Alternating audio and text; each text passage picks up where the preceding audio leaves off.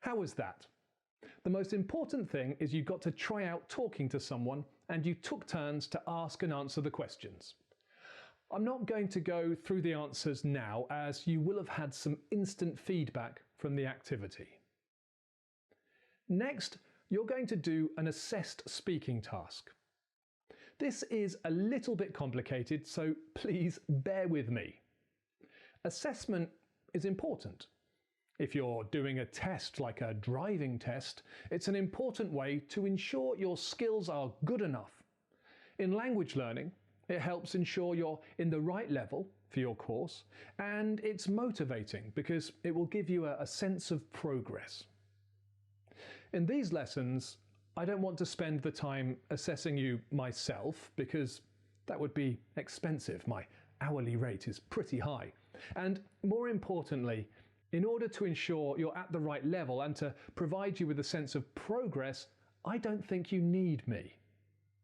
In English-focused lessons, the assessment is self-assessment and peer assessment. This is important, and so I'd like you to take this seriously. You've got a speaking task coming up.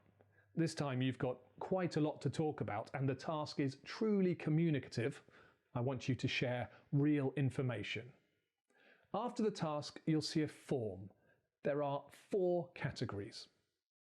The first is vocabulary. I want you to rate yourself from 1 to 10 on the range and accuracy of your vocabulary. Did you use a wide range of vocabulary? Was the vocabulary you used appropriate at this level? Did you use more advanced vocabulary, or was your vocabulary more intermediate? Next, I want you to think about your partner. How was their vocabulary? Did they use a wider range of vocabulary, or did they use more basic vocabulary than you? Give them a mark. Please mark them as accurately as you can. You're not helping them by being kind. I know that you'll be tempted to be generous, but try to be as fair as possible. That's really the kindest way. The second criteria is grammar. The process here is the same. In the activity, the task is designed for you to have an opportunity to use a range of present and past language. When you're assessing yourself, think about the grammar you used. How accurate were you? Did you use perfect and continuous aspects? Did you use them appropriately? And then think about your partner's language. Did they impress you with their grammar, or did you think they were not as sophisticated, not as good as you? The third criteria is pronunciation. I think that this is quite hard to assess yourself on, but you can usually tell if the words are sounding right. The most important part of pronunciation is being clear enough for people to understand. So, were there any comprehension problems? The last assessment area is fluency. At lower levels, this is basically about speed, about how hesitant you are, how long you spend thinking. But at upper intermediate, I would expect you to use some fluency strategies. Phrases like, well, let me see, and perhaps repeating the question to give you time to think instead of just saying, You only have a minute to complete this assessment, and through a lesson you'll have to complete the assessment 3 times. You'll get very quick at doing it after a little practice. In 99% of cases, your self and peer assessments will be enough.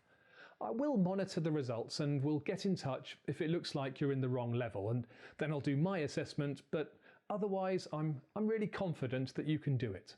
I've used self-assessment in schools for years with learners, and generally, if you're given the tools to reflect on your own performance, you know better than your teachers.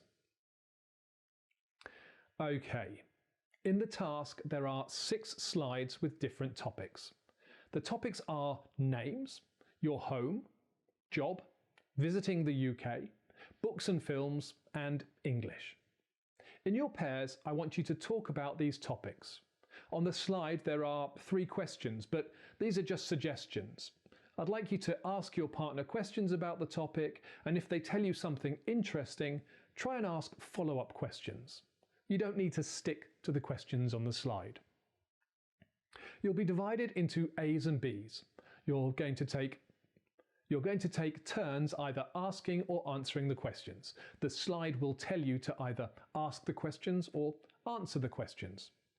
If you're A, you'll go first. You'll need to ask the first questions. You have 1 minute per slide. You'll hear my voice telling you when the minute is up.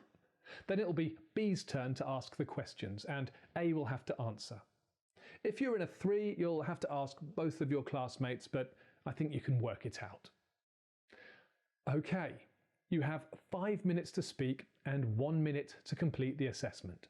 So I'll start putting you into pairs now, and off you go.